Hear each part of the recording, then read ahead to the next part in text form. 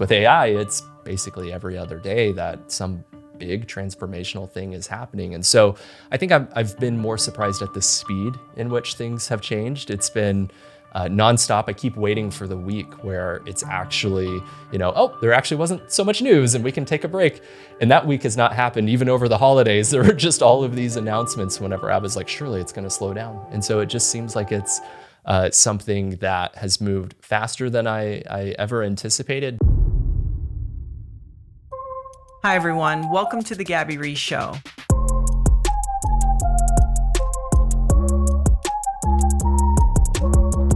Hi, everyone. Welcome to the show. So I have an extra special show today. Not only do I have Elijah Allen-Blitz, who is kind enough to come here, once a month, once every couple months, we talk about technology. So Elijah, I'm going to let you introduce now our next guest, because this is the first time we've had a guest together. It's true. And this was your idea, which I really appreciated. Please introduce Caleb, because we're going to have a lot of fun in this conversation. Amazing. Well, I'm honored to introduce Caleb Ward. And so you're the founder of Curious Refuge? Co-founder alongside my wife. Co-founder. Beautiful. And we met at a friend's event, Bryn Mooser, and his company, is it Moon Valley Anasteria, or did they merge? I'm not entirely sure how that relationship goes. I'm not sure either, but Bryn is a guy I've known for years. Actually, we produced the first VR experience I did with Laird when he was at Riot years ago. But when we met, he's now co-founding, working with this new company that has trained the first completely clean AI video model. So what does that mean, clean? Well, you know what? Actually, I'm going to let Caleb explain that instead of me being the one that's always talking. He's like, please, redirect. What does that mean? Yeah. So there are different models that are out there that create everything from text to images to videos. And essentially, a lot of these models basically just went online and scraped everything it could find, right? Yeah. Whether it was copywritten content, stuff you posted on your personal blog, things from social media, they just took everything. And those are what I would call unclean models, because they didn't have the rights really to pull that information. It helped train their model, and they're using that information to essentially create tools that can replicate those copywritten works in iterative ways, but more or less they can replicate that. And so one really famous example is Midjourney, which I think most people have probably heard of and used. And you can go in and prompt for any IP you want, Mickey Mouse, Paddington, anything in between, and it's going to create those characters. So that's an unclean model. But Bryn and his team are working on Moon Valley, which is one of the clean models. Adobe's also working on their Firefly Video, which is a clean model. And the idea is they had the rights to train their data set on the videos that were used in the training data. And so the videos that you create using their tool, hypothetically, you completely own the rights to and are protected from lawsuits and things like that. I was thinking the lawyers must be busy. When I hear this clean, unclean, I can't help but think of Honor Amongst Thieves. It's like mobsters had even a code. It feels like, so here we are in the wild, wild west of technology, and you guys are like, yeah, that's unclean. You know what I mean? But it makes sense the way you described it, because of course, it's literally clean or unclean, or dirty, and quote unquote. But the reality is that the vast majority of those companies have all trained on stolen, if you look at it that way, data.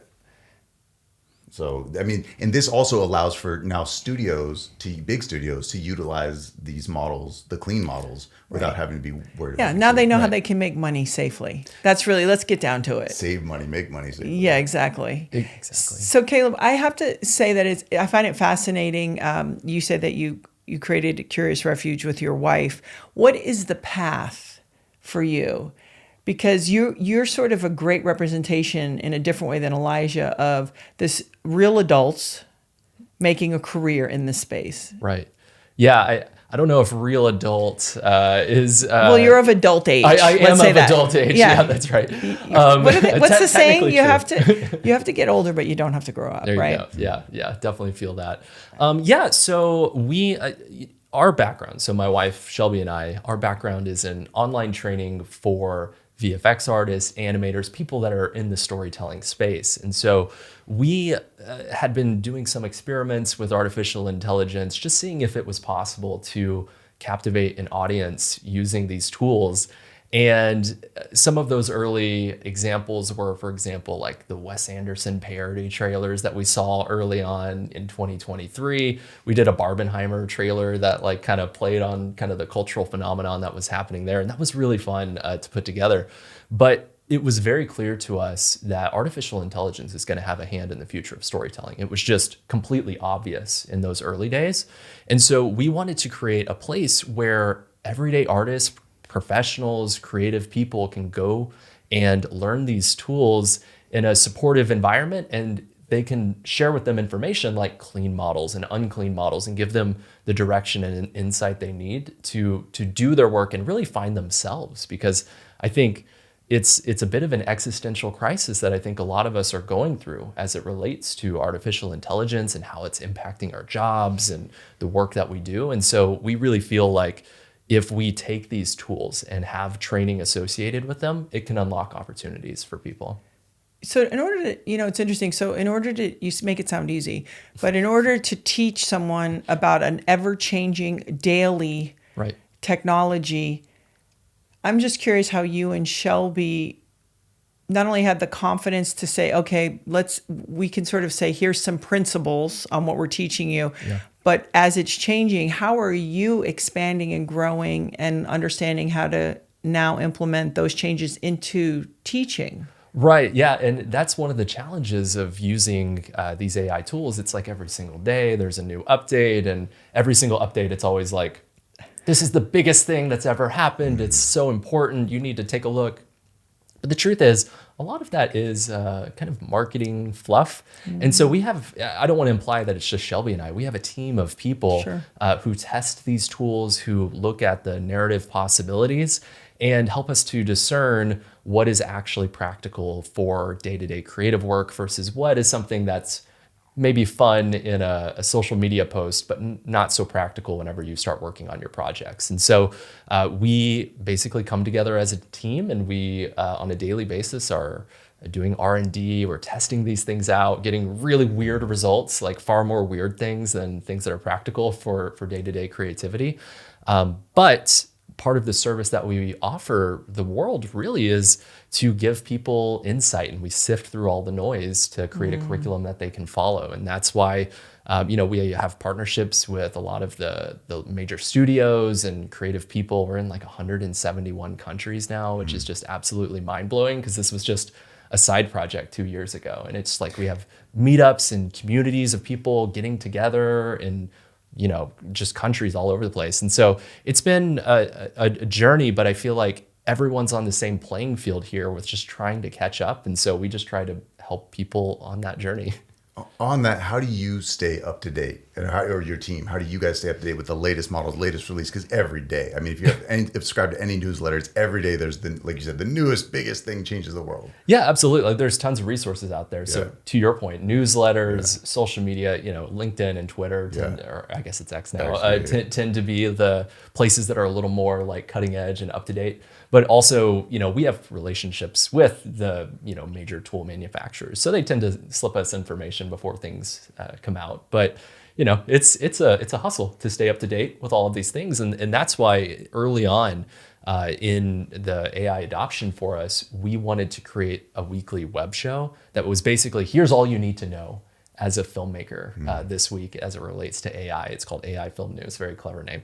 And basically we put together that video every single week. It drops on Fridays, and it's just a short video that you can watch and hopefully stay up to date with everything that's happening. Did you go to university? I did, yes, in Texas. What did you study?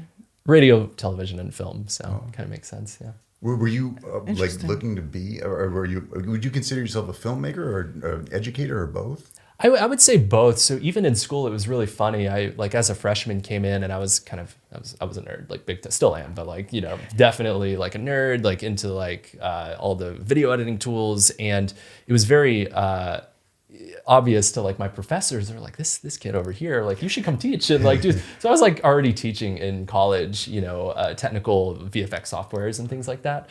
And so I think I've always loved learning creative opportunities and seeing new things that we can do with technology.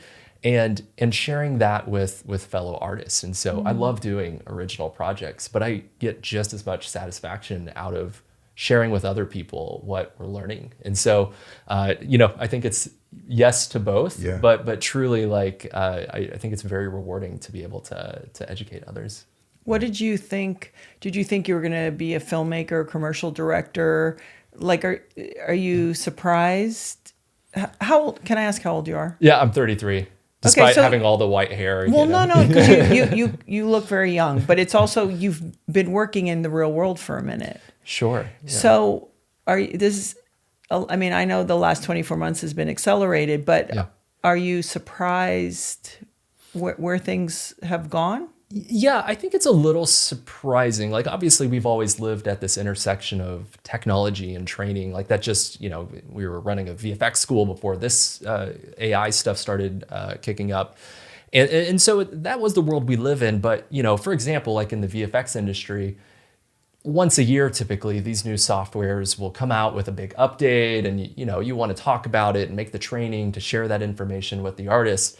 But it's like once or twice a year that happens. With AI, it's basically every other day that some big transformational thing is happening. And so I think I've been more surprised at the speed in which things have changed. It's been nonstop. I keep waiting for the week where it's actually, there actually wasn't so much news and we can take a break. And that week has not happened. Even over the holidays, there were just all of these announcements whenever I was like, surely it's going to slow down. And so it just seems like it's something that has moved faster than I ever anticipated, but the community has been incredibly supportive and kind and connected in this journey, and so it's been incredible to be a part of the experience. Yeah, I'm curious because I sort of always look at it from two ways. Like, I know Elijah's thinking about filmmaking or commercials or things like that, and then we talk about the householder, sort of the everyday person who. For you guys, it's super intuitive and you're playful. Like, they even talk about when you hand a kid a device of any kind, it doesn't even have to be like they're going to be on the phone, but they're not intimidated to poke around and make mistakes and move things and try things and swipe. And I think if it's not as intuitive or native to people, they sort of don't know how to mess around with these programs and these things. So I've asked this of Elijah quite often. If somebody is a householder, maybe they want to create pieces for their own enjoyment and just kind of an outlet, creative outlet. Yeah. What would be a good starting point or a good program that's not too elaborate, but that they could have some fun with? Yeah, there's quite a few of them, and it really depends on what creative rabbit holes you want to go down. But let's say it's just image generation. So I'm sure you guys saw the news last week with ChatGPT 4.0, their image generator. Do you guys play around with it? I mean, of course I have, but we haven't talked about this yet. Yeah, I'm very excited. Yeah. Well, it's really funny because you can basically upload any photo and transform the style, in the style of 3D animated characters, 2D animation, stick figure drawing. Like, there's so many fun things that you can do with it. And it's as simple as just having a conversation. Just upload it, ask it what, prompt it to do whatever you want. And it does that directly in ChatGPT, which I feel like most people have at least played around with up to this point. So I would say that's the easiest entry into just seeing what is possible with AI and creativity. But of course, there are video models that are out there like Runway, which is really fun. You just type in a prompt and you get a video in return. And, 11 Labs with voices, you can type in text and it generates some pretty interesting results. Have you guys played around with that one? We did an ad for Gabby because I had to like show her. 2 years ago. Yeah, like I was like, no, you don't understand. We can make your ads with AI. So I had her do an ad in Gabby's voice for Theo Von's mullet magic. Okay. Which does not exist, but yeah. And did you like the results? Was it a little weird? No, it's amazingly close. Yeah. Amazingly close. What if I guess what's so interesting is for me when I think about this is you think about art and creativity as something that comes from you to whatever medium. And now it feels like you have this quarterback or this assistant. And it would be no different than having an editor and a DP. And, that's what it takes. It takes a team. Sure. So if you're somebody who's really more interested in this and maybe you have a real job or something like that, what's a more kind of grown up program that if people go, no, I really want to, as I'm working in my real life, see if I'm any good at this. And I think the second part of the question for me, though, is I feel like people talk about prompts, but they don't actually talk about really that there's a root and something so important about the communication to whatever program you're talking to. Yeah, absolutely. So I guess there's kind of two answers to that question. The first is, where can people go who feel like there's something a bit more there, like a bit more interest, or they want to implement it in their creative work. And so, maybe a bit of a shameless plug here, but like we have training where we try to share that information with people because there are different tools for different applications and some are better than others for certain use cases as well. And so we try to disseminate that information. Is it a course? Like, how does it work? Yeah. So we have online courses essentially. So basically people join, they're like 4-week boot camps online. We work around people's crazy busy schedules because everyone's got a million things going on, especially filmmakers. And so we basically guide people through the process, everything from pre-production to the final assignment is turning in a short film that literally has never existed. And so people are able to turn in their films and get critiqued from working professionals. And so long story short, we're able to disseminate all of that information, but there are tons of professional filmmaking tools that are out there for AI creativity.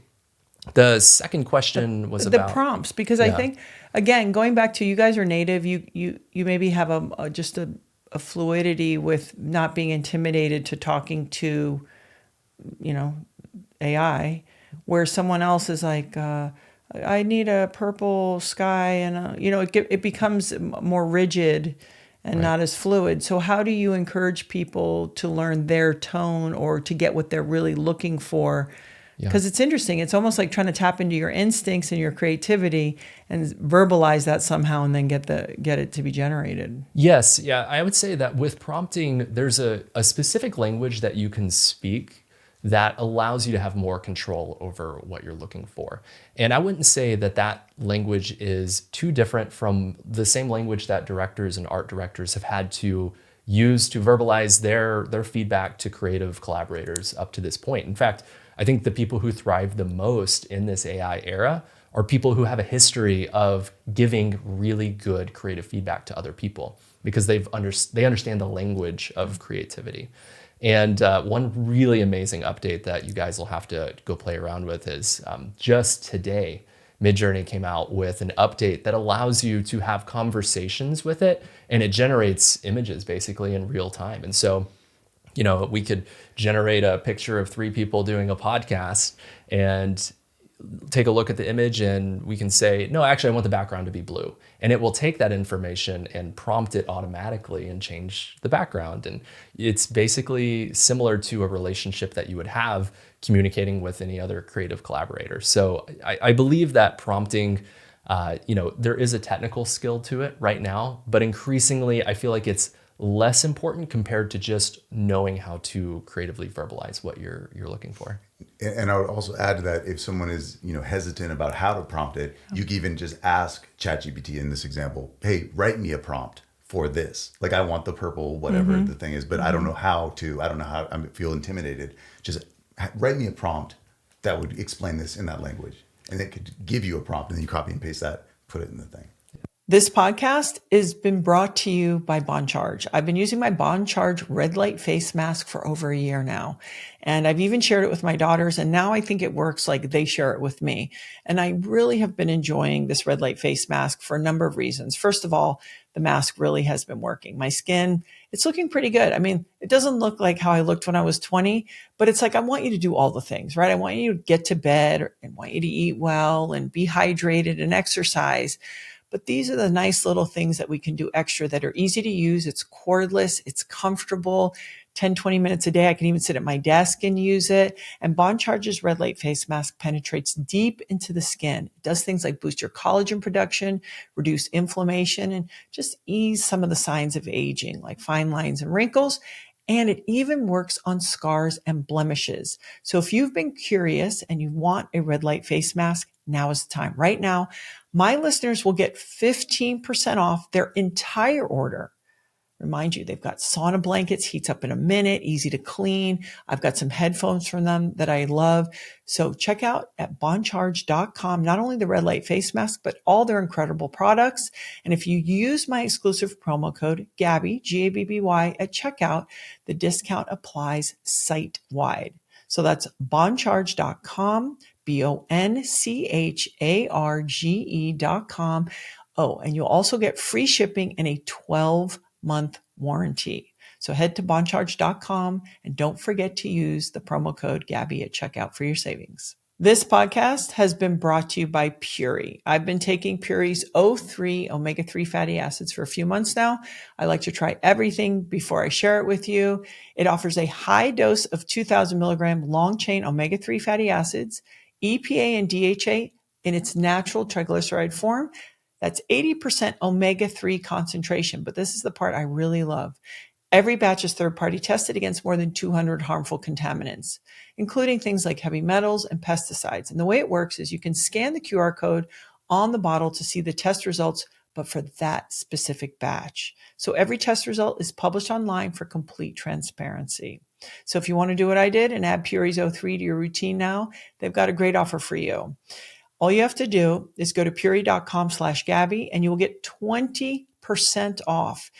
But if you choose their already discounted subscription, you'll get almost a third off the price. It's only available when you visit my exclusive URL at puri.com/Gabby. That's PUORI.com/Gabby.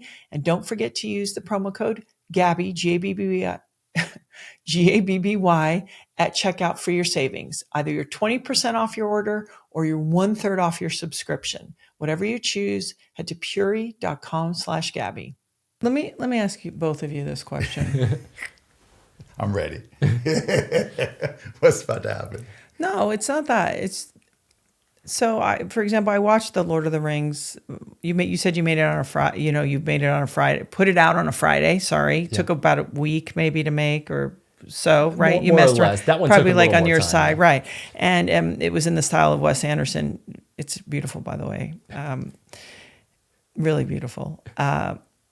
And I was thinking when I was watching it, are we ever really going to be as interested when we know it's not real people? Yeah. Like, are we, because the look in the eye, it's pretty darn good. Right.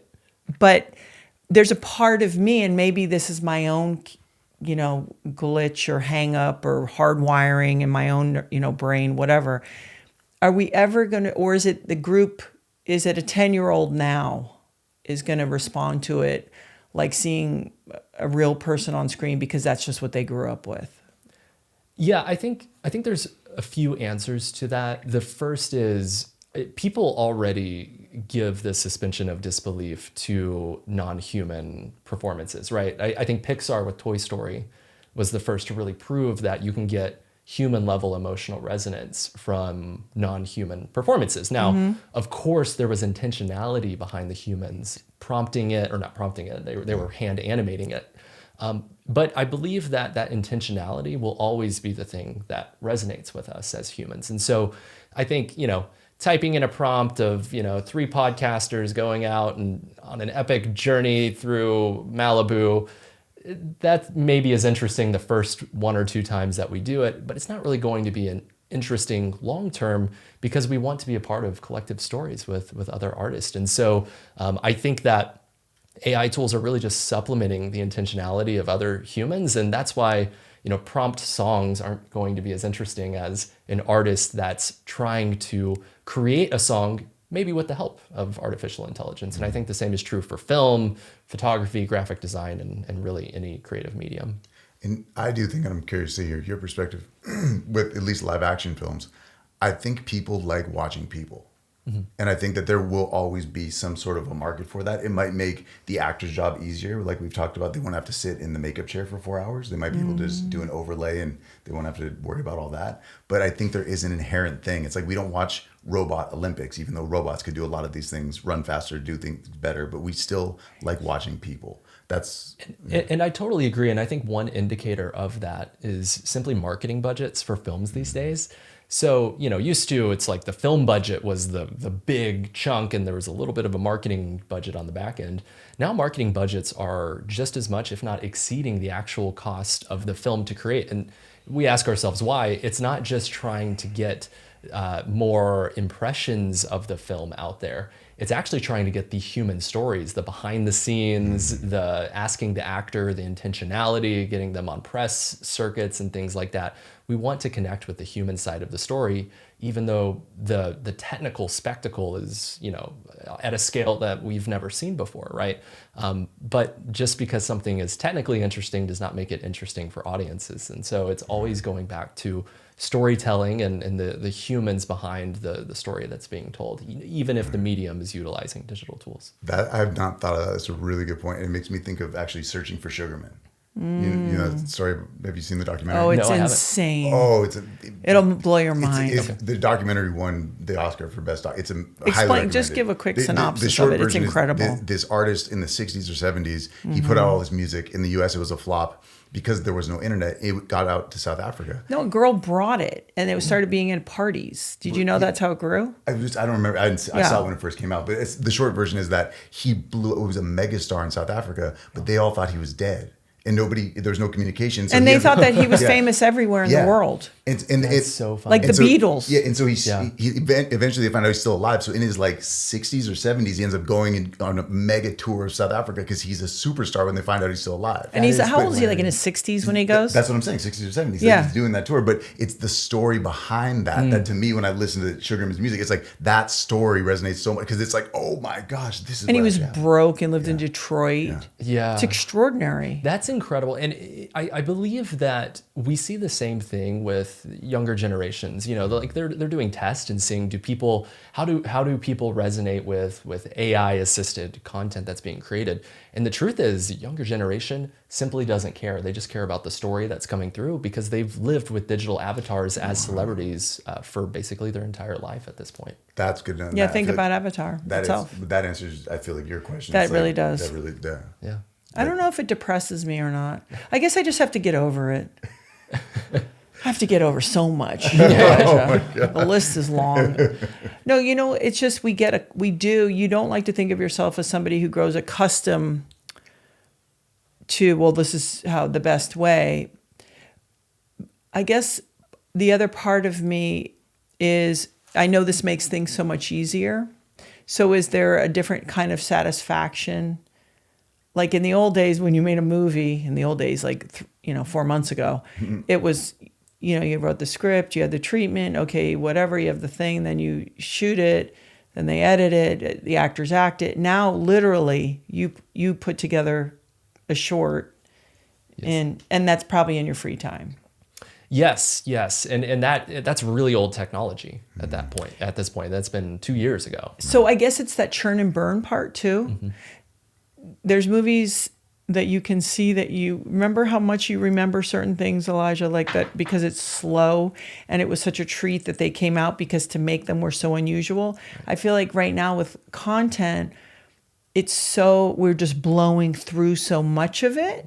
So how do we make it so that it's special or it hits us the way we want? Or is anyone going to remember a line from one of our movies in 25 years? I mean, I personally think so. If the content, the cream rises to the top. And if we're actually going to democratize filmmaking with these tools, you're going to give people that would never have access to a red camera the ability to create their vision. And that, there'll be a lot of noise. It's, again, as we talked about, it's like music. When the laptop came out, everybody could make music. There's a lot of noise, but there's also gives the ability for people that we never would have heard of to now make stuff that is incredible. And so that's fair. He uses words that he knows gets me. Democratized. He says that, and I'm like, oh yeah. No, because of course that's what you want. You want somebody who just didn't have access to get in there. Yeah. We the three of us, Laird and Elijah and I, last week went to a real movie, like an old movie. In the theater with like an old school. Was it Barry Levinson? Directed it. Mm-hmm. De Niro played both leads. And it's funny because you watch all the trailers, and I said to you, I always believe it more when they don't go so big. Mm-hmm. So it's weird. It's like we had special effects. We've gone so big, Transformers, whatever. Yeah. Fast and Furious even. It's like, okay, come on. And I feel like weirdly with AI, it's almost like you're going bigger in a different way, but actually also smaller. It's this weird, because it's not so FXy in the ways that they've been doing for the last 15 years. Does this make any sense to you guys? Like the traditional VFX? Yeah, it's like this weird AI is providing an opportunity that you can go there, but you don't have to go there so big. So I'm wondering if at all it'll blend this idea of technology. Of course, it's unlimited. You could be on Saturn if you want.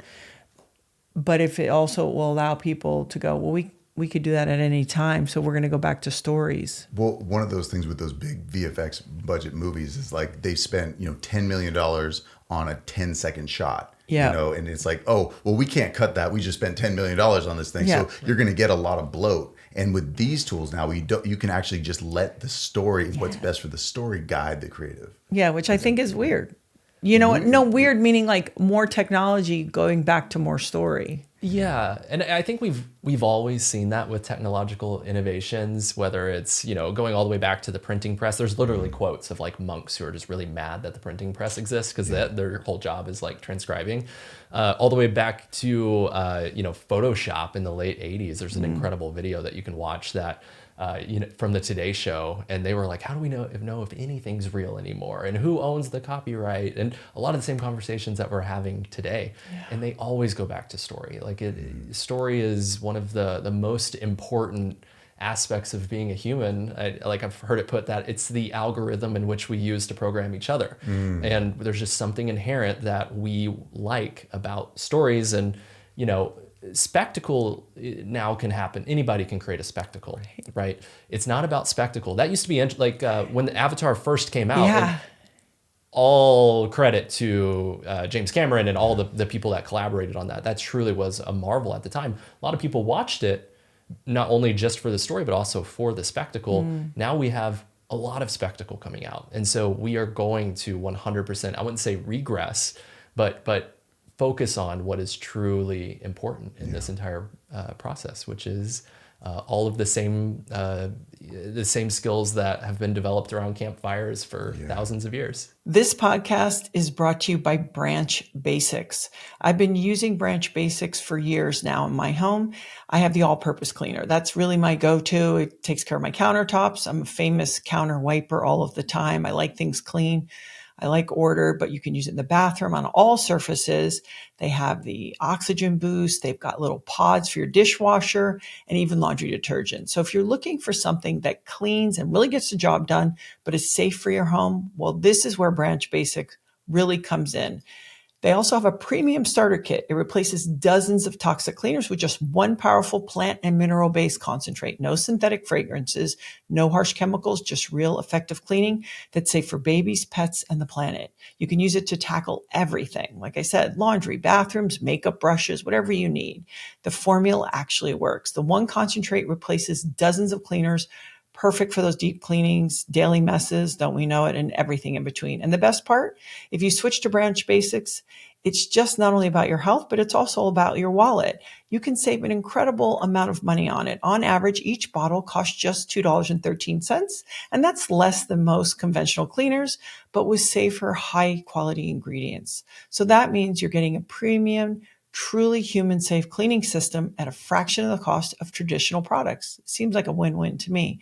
Spring is coming. It is the perfect time to refresh your home, and that starts with what's in your home. You can ditch the harmful stuff and switch to Branch Basics today. You can head to branchbasics.com to get your premium starter kit and make it a part of your day-to-day cleaning products. So make this year the year you say goodbye to toxic products. I know sometimes that can get overwhelming, like, what can I use? Well, this is an easy solution. And right now, my listeners will get 15% off the premium starter kit by using the code Gabby15 at branchbasics.com.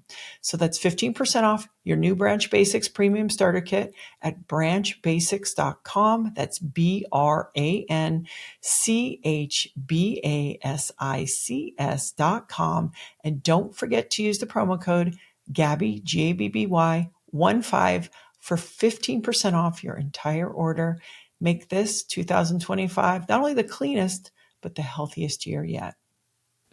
So someday you and your wife will maybe have kids. Is there anything in technology that you will be on guard for your own family and your own children? Yeah, I mean, I'm sure the same is true for most parents out there, but definitely social media. I'm very skeptical of with my kids.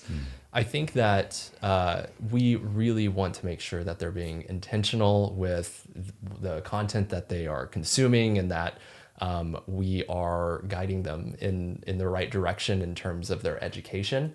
When you say education, the education of using technology? More just core education, right? AI, yeah, sure, it's transforming filmmaking, but it's the transformation that it's just having in raw, typical like child education, all the way to even just, my wife is pregnant right now. There have been so many scenarios where we have questions for a doctor who is just simply not available, and we've used ChatGPT, and thank God we've had that resource. I can't guarantee that the information is 100% accurate, but there's been some nervous moments that have been completely helped because we've had an AI resource available to us. And so I personally just really feel like we want to encourage our kids to push into technology, but we're going to be vetting all of those tools before we give them any tech, just like I think any parent probably should be doing today. You guys all have an advantage because you're more informed and you know what's coming. My group, I think we didn't have the advantage of you guys are informed, you're in tech, you know how to use it, and you sort of know the downsides of things. We didn't really know how to use it, and we didn't really understand. And so it's so fascinating. We have a running joke in our house because it's really the only way to cope with it, that especially on our youngest, that she might be part of the experiment. I wonder if we lost her to the experiment. Because the social media part, I often think sometimes it's gotten so silly that I feel like it might go away. I think it'll change into something else. I don't think it's going to be like the Truman Show 24/7. Don't you guys feel this way? Do you feel like people are they're going to adjust to it and go, this is so stupid? It's like if I turned on the Jerry Springer show right now, you'd be like, what is this? I don't know. Because it looks like the more I see it over the years, it looks ridiculous. I don't disagree with you. Like, I'm intentionally not really on social media myself. Yeah, says the tech guy. Yeah. You know what? Steve Jobs didn't let his kids have a phone. Yeah. Yeah, he should have not put it in his pocket either, but okay. Side note. Okay. No, I guess what I'm saying is you look at it. Yes, once in a while I find something educational, inspiring. It's great. But most of it you realize like, oh, this is a colossal waste of time. I guess maybe part of me as human beings, I feel like also will get bored with that. I don't know. Soap operas went away. Then they became reality TV. That turned into some scripted, whatever, reality.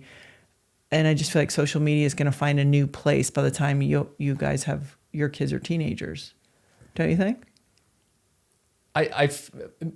I would like to think that society will be like, wait a minute, whoa. Like, we don't need this much content. Let's focus on, we don't need this real world content. Connection and, telling deep, meaningful stories that promote, deep thought. That would be awesome. I don't know if we have a track record as humans for doing that well. And I think people have different dispositions as well that lead them to be a bit more maybe addictive towards quicker dopamine hits versus others. Yeah. Well, you did say something that I just feel like I need to correct. You said, you guys know where this is going. I don't think that. No, meaning, no, sorry. You have the heads up. Like when our oldest was a teenager, MySpace was still around.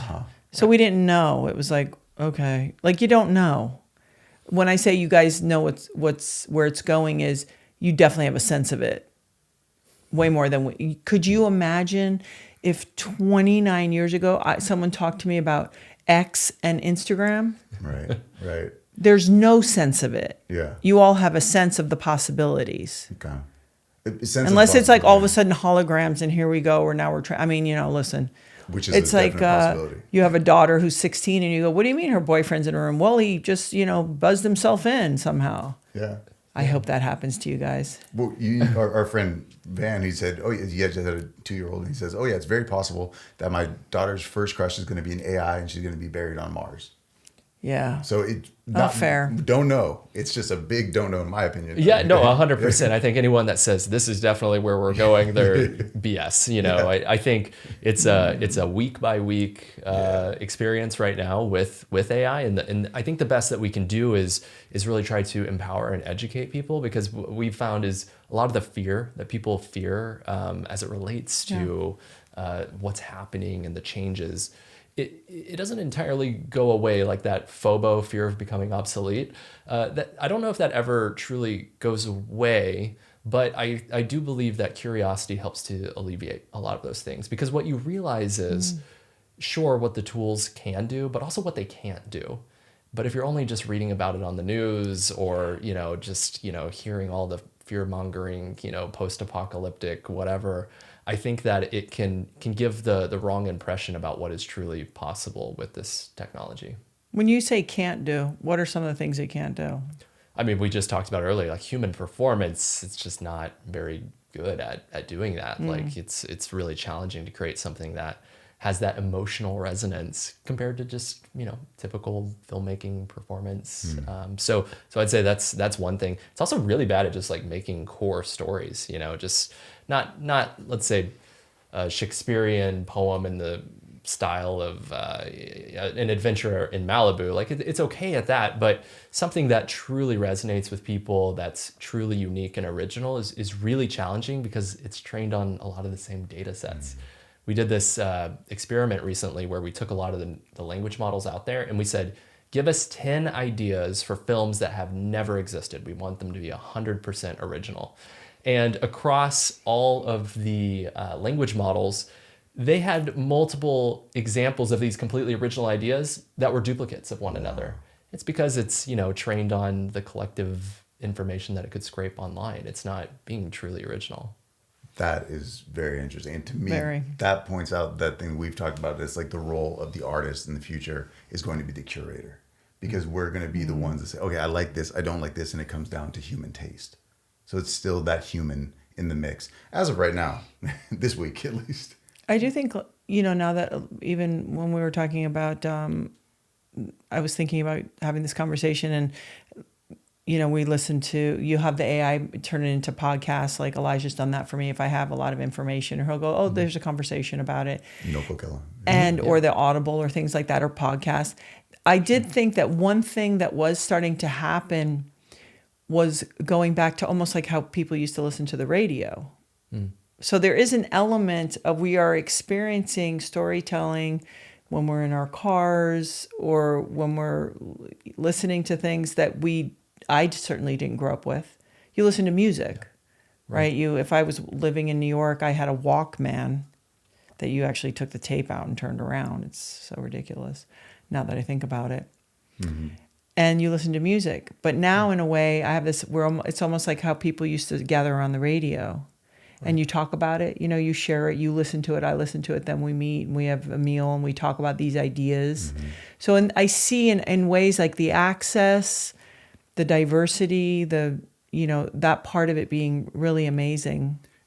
And it's interesting with Notebook LM, there's a new feature where you can not just create the podcast based on all the articles and transcripts you've uploaded, you can then interact with it. So you can have an interrupt button basically, and while it's talking, it says, and you say, wait, hold on, explain to me more about this person. And it will stop and, oh, okay, let me tell you about this. And so it's an interactive podcast. That's almost like what he was saying about, Caleb was saying about, okay, can you change the sky to this color? Like it's happening on the moment. What is, even for you, you talk about it, you teach it, you're breaking it down.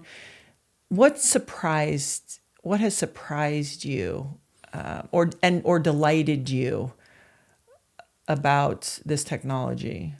That's a good question. I feel like I get surprised and delighted every single day, because there's just something new and creative that you can do. And it's not me necessarily figuring that out every day, but people out in the world taking the tools and the technology and just doing something quirky. I think the most recent thing is like the Giblification craze that happened with ChatGPT 4.0 last week, and I feel like I just get delighted every like single day with this type of technology. Like today, it was Midjourney 7 came out, and you can prompt in and try to get creative inspiration for your projects, and it's just incredible. The fidelity and the quality of the imagery is breathtaking and amazing, and just having that ability to get your creative ideas on screen in such a powerful and realistic way is pretty interesting. Now, I have to say, in seeing you and being around you, you seem very healthy. And I don't, you meet certain people and you go, oh, they're oriented. They seem emotionally dialed in. You work with your wife. Yes. You've created a business with your wife. You're around screens and technology all day long. Right. I'm just curious if you guys have set in place, whether they're loose, spoken, unspoken rules to kind of like, hey, we're at home now. We turn this off, we turn that on. We don't like, are there things that you've put in place to kind of protect yourself from just literally your whole life getting taken over by this?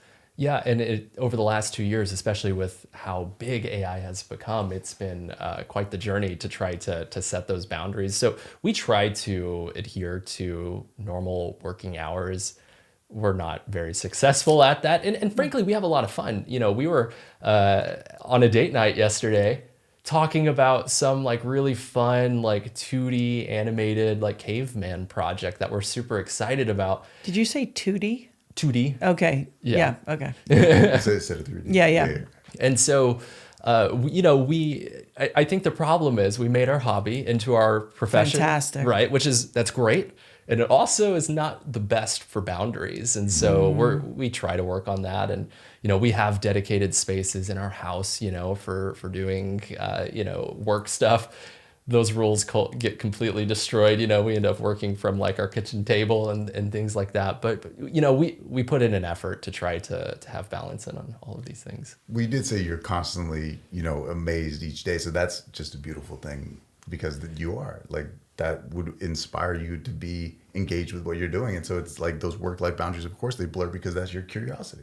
Yeah. And, of course, like having good balance and, doing all of the, trying to be physically healthy, emotionally healthy, spiritually healthy, and finding the time to balance all those things is important to us. And my wife and I, we have conversations about that basically constantly, which I think is really helpful and good.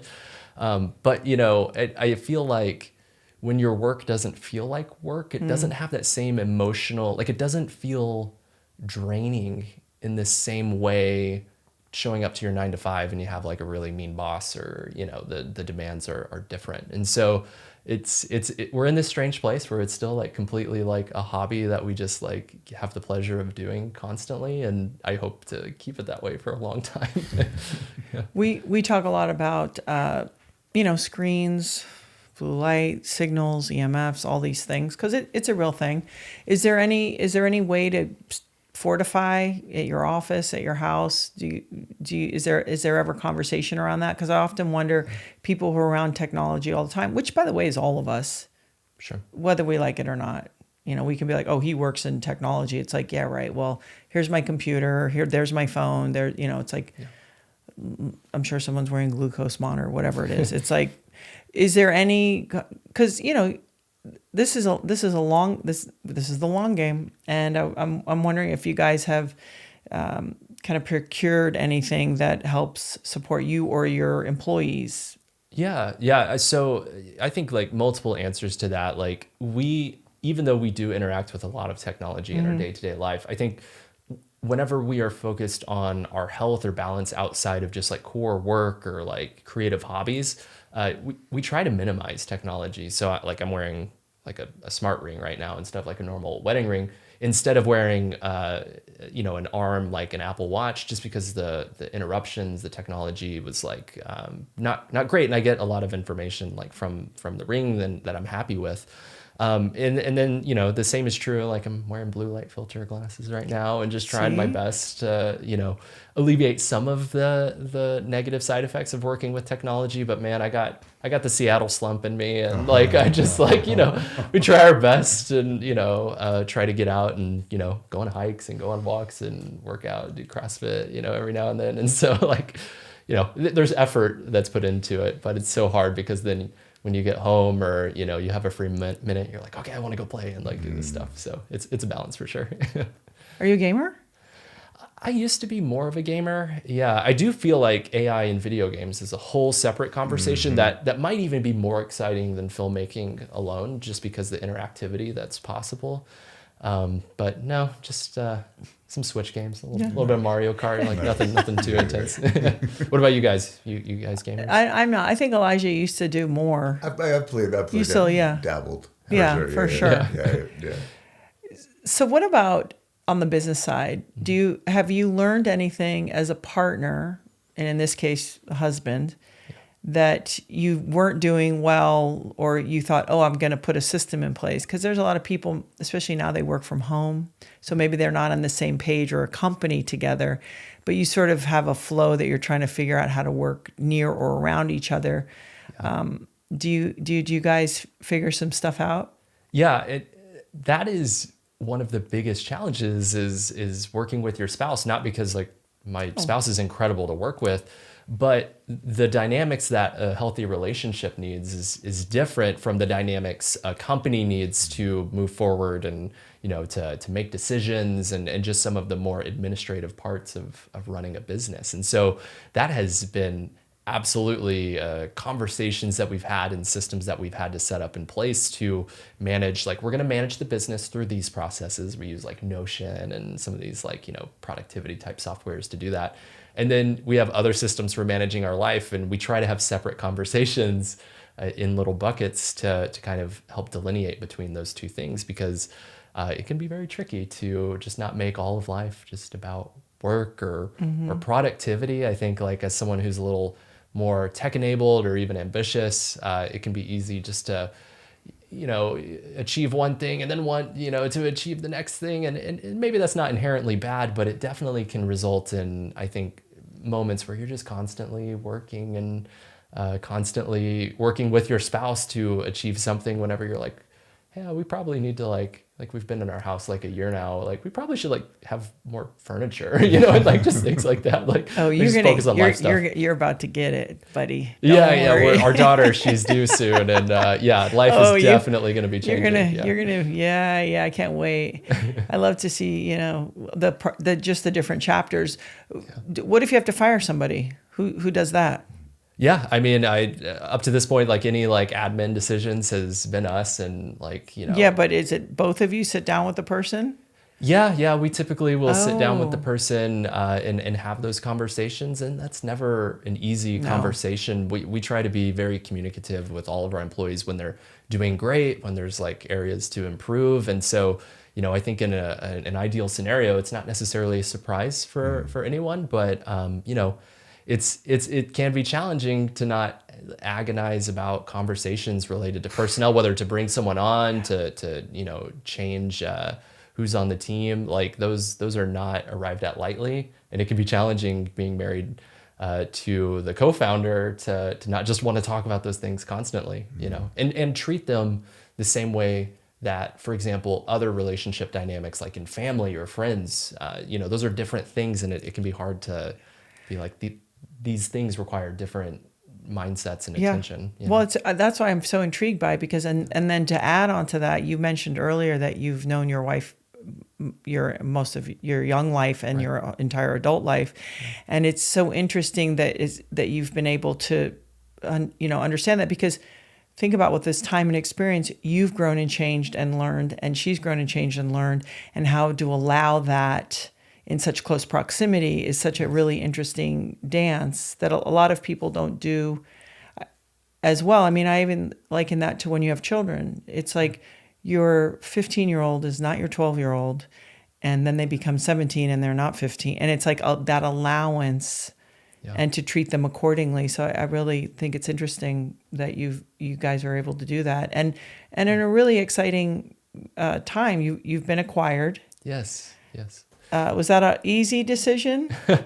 No, I think whenever you create a company, it's like, I don't want to say like a baby, because we're going to have a real baby soon. Yeah. I'll be like, that's completely different. It's a different kind of baby. But it's, sure. something that you put your heart and soul into it. And we had no intentions of, being acquired or joining forces with anyone. But the company, they're called Promise. They are really creating the studio of the future. One of our really good friends is one of the co-founders. And we just really believed in their vision, and they believed in what we were doing, and just our desire to democratize creativity and to give, storytellers a voice around the world, and also to help out industry folks who are trying to figure out what's going on. And so they really resonated with our mission, and we resonated with theirs. And so it ended up being a really good fit, and we're just so excited to be a part of them. When you say they're creating the studio of the future, one of my thoughts, and I think about this for myself, and I'm curious what you think and see. What do you want? What's the next step in terms of not just like what you see coming down the line with stuff you've heard behind the scenes, but what would be the ideal tool or product or device? Yeah, I think that there are different demands for different parts of the storytelling process. And I believe that, a lot of people are fearful of, oh no, the day where you type in a prompt and you get a movie. And maybe that will be the case. Those movies will not be that interesting, even if they're impressive. I think that there's going to be a big barrier to people emotionally resonating with those films. But I think you need to have a studio that understands the existing storytelling pipeline, because the logistics are huge to making a really good story. And so they need to understand the existing pipeline, and then understand how AI can augment and help to assist that process. And so, Promise is 100% thinking about that. Promise is by no means the only AI film studio that's popping up. I believe that they're really thinking about it in a very wise way. But, I think you have to have storytelling experience, administrative experience, and then, of course, all the storytelling and creative skills to come alongside and to do something really impressive. So, will it be a tool like Runway, where it can create images, it can create video, it can kind of do lip sync, it all in one place? Perhaps. Probably more realistically, it will be plugins and things like that in existing software like Premiere Pro or DaVinci Resolve or things like that. But, I guess time will tell. We'll see. Yeah. I'm going to ask a really dumb question. I'm just curious. I was thinking about kids' school projects. So if, like old science projects, like here's my volcano, kind of thing. Is there going to be is there stuff probably very soon where you'll have an AI tool that you have this concept, you do the prompts, and it can 3D print the whole thing for you, and then you're off to the races? Is that kind of thing? Yeah. That definitely already exists. Yeah, I was going to say that exists. Yeah. Oh my goodness. Yeah. There are tools out there. I mean, I just think about how primitive in such a short period of time, so many things have become. It's like, kids with like soap coming bubbles out of the thing, and you'll have some kid, who's 7 who has a 3D printed with, water hydraulic something in it. When you talk about the speed, what Caleb was referring to with Midjourney version 7, it's like when you see the fidelity and the ease of changing these images and adjusting, it's like just last year we were having trouble getting 5 fingers on one hand, and just in an image. Right. And in a year, we're all of a sudden at this like pretty much indistinguishable imagery. And now I'm going to put my other hat on, because of course I can't help myself. Go. Because I have a universal. I interviewed somebody years ago, Jim Quick. He teaches people to read quicker and all this stuff, right? And he taught me something I thought that was really interesting. He said we all have a driving kind of question when we walk around. When we look at things, we have this driver. And he's like, do you know what yours are? And I was like, absolutely. My first driving question is, what's the point? Always. When I see things, it's like, it's amazing and da-da-da. And I'm always like, yeah, what's the point? And so I think about all this technology that's going to make all this stuff that we do so much easier. And some of it, I sort of on a distracted level, I totally get it. I'm like, oh, that's easier and I don't have to do that. And then there's another part of me that's like, and to what end? Like, what's the end? Like, what other ways? So we're talking about storytelling and movies, and we know for assistance and for certain things, we know this. But maybe you guys could help me understand Because we still have to eat. We still need to hug each other. We need to sleep. I mean, I appreciate every hacker from San Francisco that thinks not only am I going to live to 300, but it's like, no, fuck off. Like, you need to sleep at some point, you know. What are maybe the humanistic points, the humanity parts? Where do we see maybe it coming sooner than later? I don't mean in an ideal world, everybody has enough and they're eating. Just soon. Do you guys ever, are flowers going to grow better? Like, what is it? I guess maybe with like an AI like flower monitoring system, it Yeah. might. So I'll try to keep this answer super brief. So the Industrial Revolution happened, right? And it moved people from fields into factories. Mm-hmm. Production went through the roof, right? Like that was basically technology taking the mechanical processes from humans and saying, I got it from here, right? But up to that point, and this is a point by Yuval Noah Harari, who's incredible, right? Mm-hmm. After that, we still had as humans. He also scares me, by the way, that little guy. Yeah. He scares me a little. I'm sorry. He scares me a little. Yeah. No, his Sapiens, all that was great. It's the stuff he says after that. Isn't he running the WHO now? I don't know if he's nominated. Well, Klaus stepped down. They were looking Anyway, sorry, I digress, but Right. that little guy, you're like, is he a test tube baby? Does he have a mother? Like, I don't know. Anyway, go ahead. Yeah, he's thinking on a level that's like super, super deep. Well, and you want someone who's also likes human beings. I don't know. Anyway, go ahead. Yeah, well, so the second wave is the intellectual revolution, right? And so humans up to this point, we've definitely had the advantage over computers. You know, we could tell them what to do, but they're really just they're not thinking for themselves. Well, that changed 2 days ago. ChatGPT 4.5 passed the Turing test, which is it was big news, but it got buried under all the other news that's happening. Like that's one of the, if not most important news pieces as it relates to computers in history. And it just happened on a Tuesday. Yeah. Like that's nuts. And so I think what's going to be happening in the near future is, you know, the intellectual demands of a lot of the jobs that we have are going away, but the communal connected demands are not going anywhere. I think even more than ever before, having people that have emotional empathy, that can rally behind other humans, that can provide them support, is going to go through the roof. And so everything from religion to social services to just communal connections, I think the value is only going to increase as certain things become more digitized. But I'm curious about your thoughts. Well, no, I agree with what you just said. And to your earlier point, curiosity, like the constant learning. Like this is just something where there's never an end. Like the autodidactic version of anyone is now essential. Okay. And I appreciate that. Uh-huh. But there's a part of me that's like, to what end? People have never been emotionally less regulated, and it's hard and all this other stuff. So are we going through a transformation that maybe we can come out on the other side of it and we can actually act like Caleb, who's completely like has his hands in both worlds. He's in a relationship, creating a family, and understands how to navigate this technology. Because my thing is, as somebody who, as you know, is, we'll put it in quotes, hyper grounded, right? Anyone who meets me is like, so grounded. I go, yeah, thanks. Life is hard. It's like you have to still deal with it. Like you're going to be dealing with a crying baby. Mm-hmm. Your technology is not going to help. Okay, you can ask it a question. It might help you. Maybe you play a white noise sound that makes the baby quiet.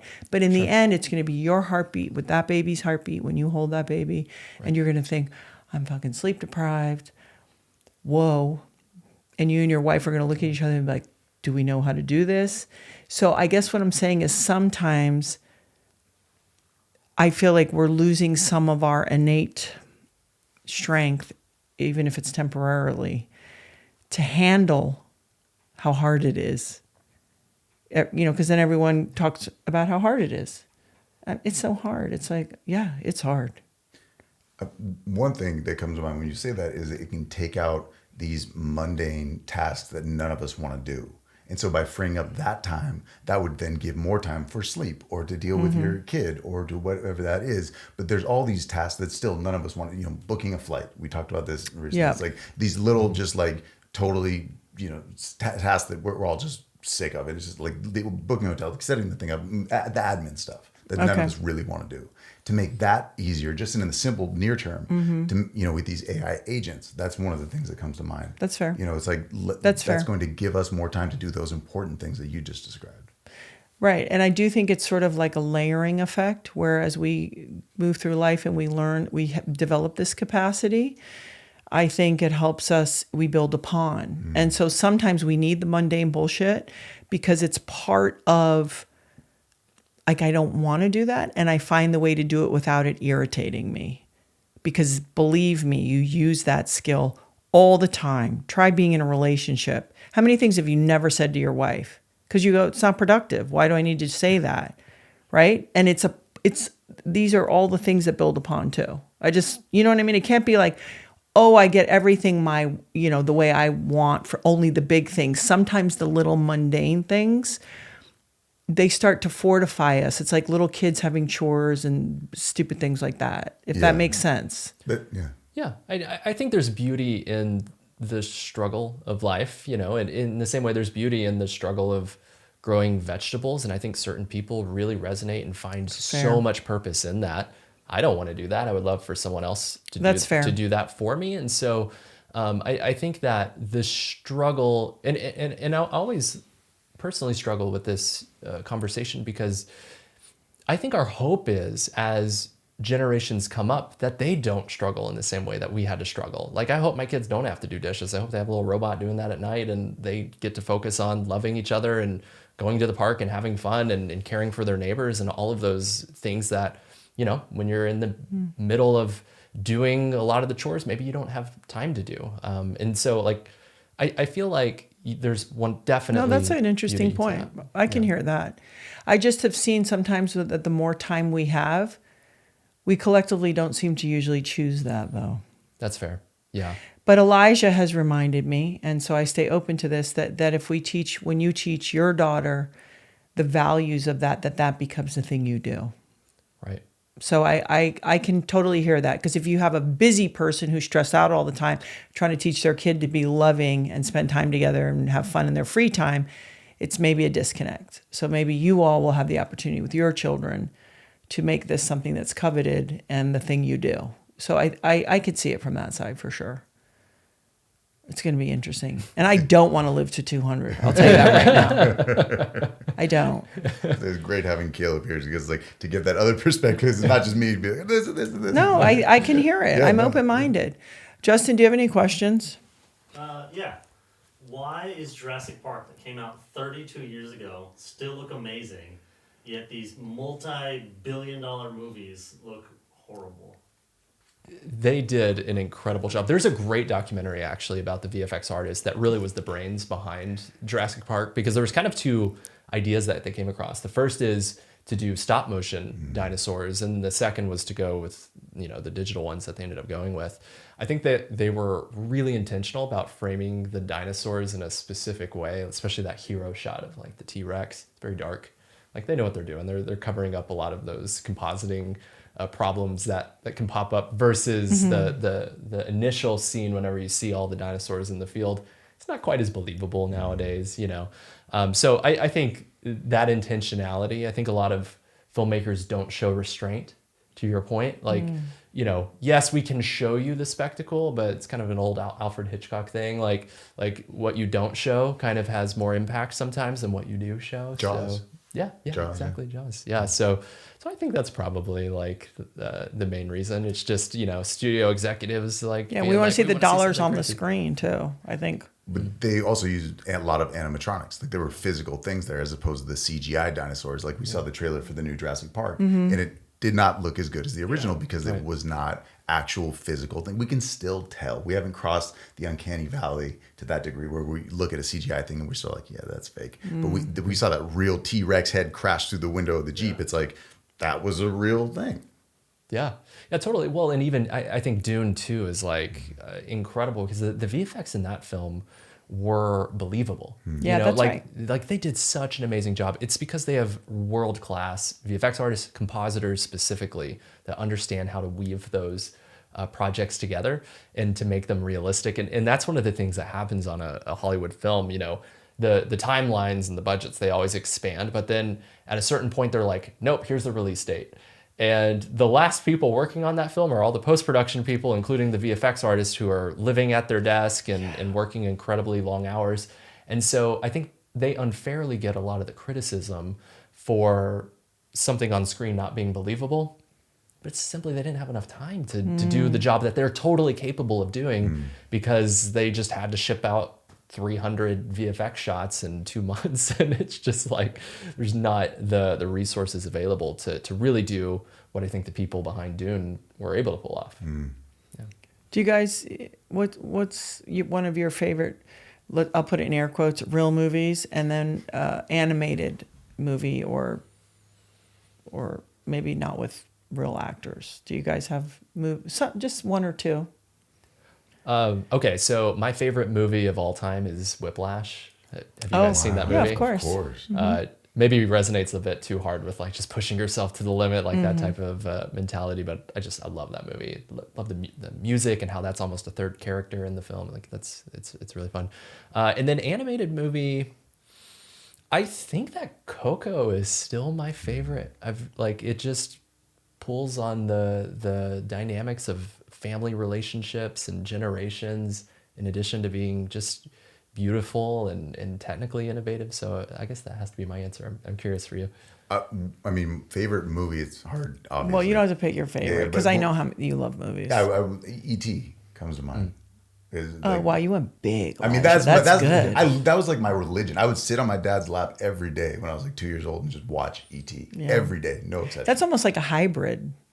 Kind of, but there wasn't so much anime. It was like but just the fact that it's a puppet. I mean, it's sort of like moving in that direction. Right, fantastical. Yeah, it was fantastic, but it's still a physical thing. There wasn't. They actually did a re-release with CGI, and it was terrible. I could not watch it. It was like that's not my ET.